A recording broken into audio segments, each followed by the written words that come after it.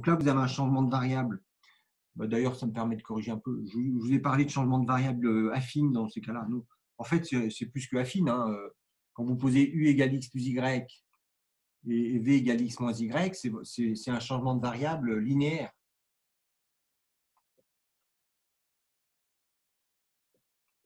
C'est-à-dire que vous avez la fonction phi de xy qui vaut x plus y, x moins y. Donc cette fonction-là, elle est clairement linéaire. C'est une fonction qui va de R2 dans R2. Hein. On pourrait écrire la matrice de cette fonction-là. Hein.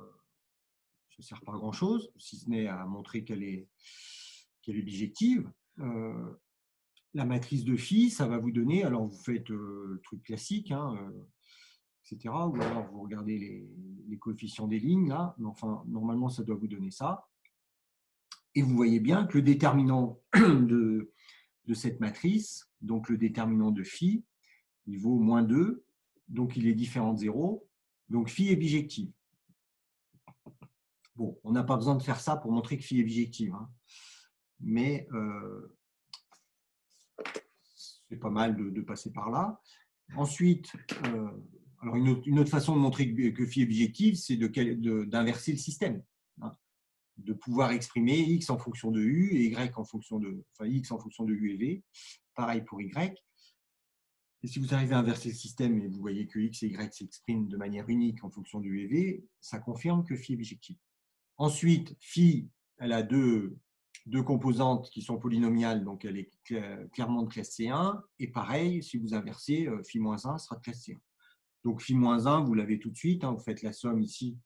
Vous avez x qui vaut u plus v sur 2 et y qui doit valoir u moins v sur 2. Donc vous voyez aussi que ça c'est phi-1, hein, que phi-1 est aussi de classe C1. Donc phi est de classe C1, alors classe C1 ou classe C2, pardon, puisqu'il faut, voilà, mettons de classe C2. En tout cas, c'est polynomial, donc c'est une classe que vous voulez. Bien. Ensuite, donc une fois qu'on a dit ça, hein, c'est toujours important de bien analyser le changement de variable. Eh ben, on effectue le changement de variable. Donc on fait un changement de fonction, hein, et de variable. Donc f de xy, on l'écrit f de... Attendez, c'est comme ça que j'ai fait dans l'autre sens. Puisque x, je remplace par u plus v sur 2, et du coup, ben voilà, donc ça y est, je me pose encore des questions. À chaque fois, je me pose toujours ces mêmes questions. Parce que là, j'ai fait u et v. Du coup, j'ai une fonction, parce que c'est ma fonction f que j'ai au départ, et du coup, je crois que j'ai écrit un peu n'importe quoi. Non, mais si, ça, pourtant, c'était bon.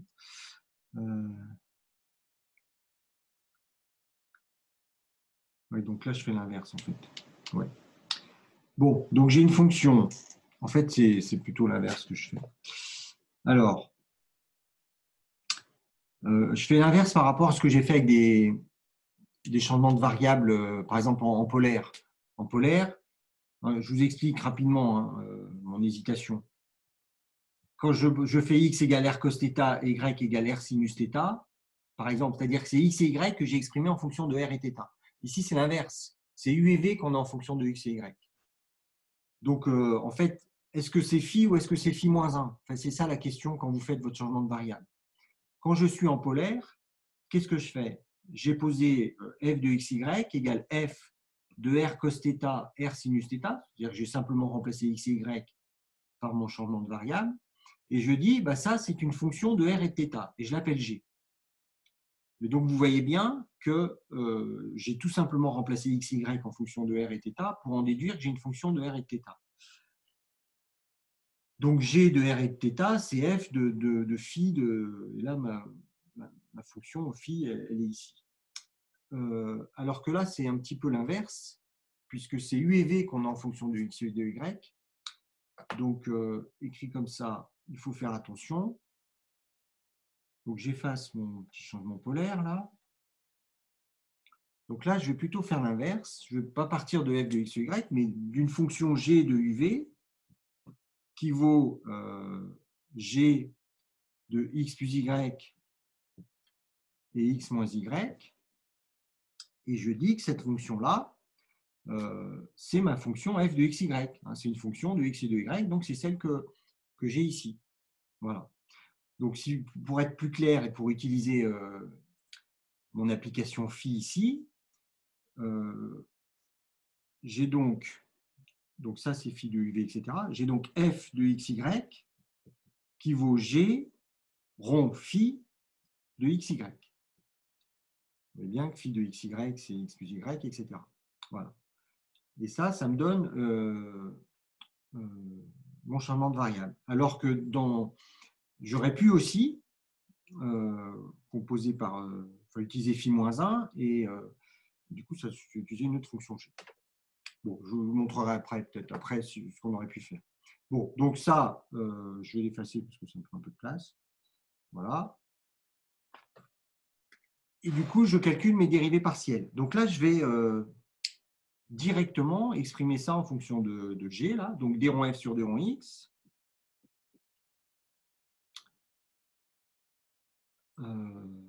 Voilà. Et donc là, si vous regardez en polaire, ce n'est pas la même chose qu'on faisait. En polaire, je faisais plutôt d rond g sur d rond x. Donc, si on faisait peut-être un peu. Non, c'était différent. Donc, je calcule d rond f sur d rond x. Donc, je vais dériver ça par rapport à x. Donc, ça me donne. Donc, je regarde mon expression qui est là. Hein. Donc, du x, j'en ai ici. Donc, je dérive ça par rapport à x, ça me donne 1 fois d rond g sur d rond u, parce que ça, c'est la première variable de g qu'on appelle u, et puis etc. Plus 1 fois d rond g sur d rond u. Je fais la même chose avec d rond x sur d rond y, mais donc je vais continuer ici, puisque mon équation, hein, on a une dérivée seconde. Donc, je dérive une deuxième fois par rapport à x. Et donc, je fais la même chose. Donc là, je dérive ça. Donc ici, ça, c'est une fonction, etc. Alors, oui, je vais peut-être modifier ça parce que sinon, on ne va rien voir. Donc ça, c'est toujours en x plus y et là, en x moins y. Plus d rond g sur d rond v en x plus y et x moins y. Et donc, je dérive une nouvelle fois ici ma fonction par rapport à x. Donc, x, j'en ai là. La dérivée de ça, ça me donne encore un 1. Bon, cette fois, je ne l'écris pas. Et comme ici, on est en première variable, donc je dérive une nouvelle fois g par rapport à u. En x plus y, x moins y. Plus, là, de nouveau, je redérive par rapport à x, mais là, c'est ma deuxième variable. Donc, j'ai un d rond g sur d rond v, d rond u, x plus y, x moins y. Voilà. Et ça, c'est que la dérivée de ça. Maintenant, j'ai aussi cette fonction-là. Et là, je n'ai plus de place. Donc, je reviens en haut.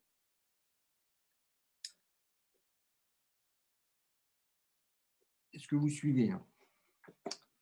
Donc, je dois rajouter la dérivée de celle-ci, que je dérive une nouvelle fois par rapport à x. Donc, comme j'ai du x ici dans les deux places, hein, je commence par celle-ci. Donc, encore une fois, je dérive ça, etc. Donc, ça fait 1. Et donc, celle-ci, je la dérive par rapport à u. Donc, d de g sur d rond u, d rond v.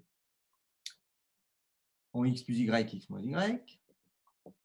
Plus, et celle-ci, de nouveau. Donc là, je dérive deux fois par rapport à v, puisque là, je suis en deuxième variable. Bon, donc si je résume, j'ai ma dérivée seconde de f par rapport à x2 qui s'exprime en fonction des dérivées secondes de g. Donc là, je ne vais pas mettre les variables parce que ça sera plus simple.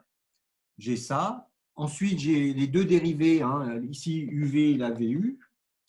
Mais comme évidemment, je suppose que f est classé 2 et que g sera aussi classé 2 par composé de fonctions, je peux appliquer le théorème de Schwartz et dire que ces deux dérivées secondes sont égales.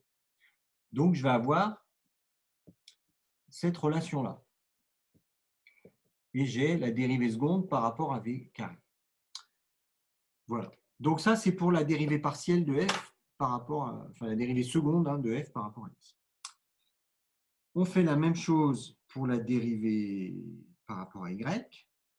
Alors là, il va se passer des choses, c'est que en y, comme vous avez un x moins y ici, quand vous allez dériver ça par rapport à moins à y, il y a un moins qui va sortir.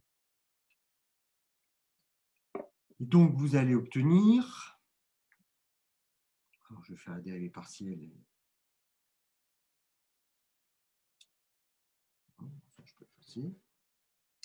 Donc, je commence par la dérivée partielle, première, donc en xy. Donc, g de x plus y, g de x moins y. Donc, j'ai x plus y en première variable, donc il y en a un qui sort, et j'ai donc d rond g sur d rond u, en x plus y, x moins y. Et ensuite, moins, ce fameux moins ici, d rond g sur d rond v, en x plus y, x moins y. Parce que x moins y, c'est la deuxième variable de g. D'accord? Et on dérive une deuxième fois. Donc, d rond f sur d rond y au carré. Donc là, je vais aller un peu plus vite. Donc, je dérive de nouveau ça par rapport à y ici en première position. Donc, ça me fait un d de g sur d rond u carré. Il est ici en deuxième position. Donc, je vais avoir un moins d de g sur d rond v, d rond u. Ici, quand je le dérive par rapport à y, donc j'ai un plus, mais comme j'ai déjà un moins, et là j'ai un d rond u sur d rond v, mais d'après Schwartz, c'est le même que celui-ci, donc là je vais avoir un 2. Et là, j'ai de nouveau un moins qui va sortir quand je vais dériver ça par rapport à y. Donc moins par moins, ça va me faire plus. Et il va me rester d de g sur d rond v carré. Voilà. Donc vous avez les deux dérivées partielles secondes de f, l'une 2 fois par rapport à x, l'autre 2 fois par rapport à y, qui s'expriment en fonction des dérivées partielles secondes de g. On met ça dans notre équation aux dérivées partielles. Alors, c'est vrai que c'est un peu technique, mais une fois qu'on a compris, c'est pas très difficile. Donc, quand vous mettez ça dans les dérivées partielles, eh ben, normalement, tout doit se simplifier. Donc, mon équation E, qui, je vous le rappelle, était d2f sur dx2 moins d2f sur dy2 égale à 0, va devenir, donc vous soustrayez. Et vous voyez bien qu'en faisant la soustraction, eh bien ça et ça s'en va, ça et ça s'en va, et ça s'ajoute. Donc il me reste 4 qui ne sert à rien. D de G sur D rond U, D rond V égale à 0. Voilà. Donc on obtient une équation aux dérivées partielles plus simple, puisqu'il n'y a plus qu'une seule expression. D'accord? Je vais trop vite peut-être? Non, ça va? Alors, hop, j'efface ça. Bon, donc j'ai plus qu'à résoudre cette équation-là. Donc on la résout dans un sens ou dans l'autre. Schwartz, il vous dit que ça n'a pas d'importance. Vous mettiez U et V ici ou V et U. Alors ça veut dire quoi? Ça veut dire que là, je dérive par rapport à U une fonction qui est d rond G sur d rond V. Si vous voulez, c'est équivalent à d sur d rond U de d rond G sur d rond V égale à 0. Voilà. Donc, comme j'ai dérivé par rapport à U, ça veut dire que cette fonction-là est une fonction constante par rapport à U. C'est une fonction qui ne dépend pas de U puisque sa dérivée, c'est 0. Donc, ça veut dire que d rond G sur d rond V est une fonction qui ne dépend que de V. Donc, c'est une fonction, mettons, petit a de V. Voilà. Et donc, ensuite, je réintègre par rapport à V. Donc, G de UV, ça sera une primitive de ça. Je vais l'appeler grand A. Plus une constante par rapport à V. Donc, c'est une fonction qui dépend de U, que je vais appeler grand B. Voilà. Et là, c'est terminé. Alors, comme G, elle doit être de classe C2, alors G, je vous rappelle, c'était F rond phi, ou F rond phi moins 1, je ne me rappelle plus, mais enfin, bon, c'est une composée de F avec phi ou phi moins 1 qui est classe C2. Donc, G est de classe C2. Donc, pour que G soit de classe C2, ben, il faut que, évidemment, A et B doivent être de classe C2. Alors, A et B, encore une fois, c'est des fonctions L de R dans R. G, c'est une fonction valeur dans R2, mais pas A et B. Et donc, elles doivent être de classe C2. Et ensuite, on revient en F de XY. Donc, là, il n'y a plus qu'à remplacer U et V par leur expression en fonction de XY.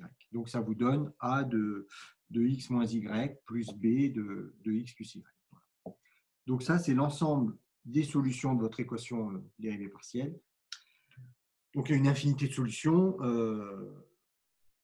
A et B, ça peut être n'importe quoi. L'important, c'est qu'elle soit classée 2. Donc, vous pouvez avoir du sinus, du cosinus, de l'exponentiel, quelque chose de polynomial. Enfin, vous mettez ce que vous voulez. Pourvu que ça soit classé 2, ça marche. Voilà. Donc, vous voyez encore hein, l'intérêt de ce changement de variable, c'est toujours de se ramener à une équation en dérivée partielle qu'on puisse intégrer, enfin qu'on sache intégrer facilement. Donc, dès que vous avez des expressions ici très simples et qu'il n'y a qu'une seule dérivée partielle, hein, c'est ça qui est important, hein, c'est qu'à chaque fois, on se ramène souvent à une seule équation dérivée partielle et ça marche très bien.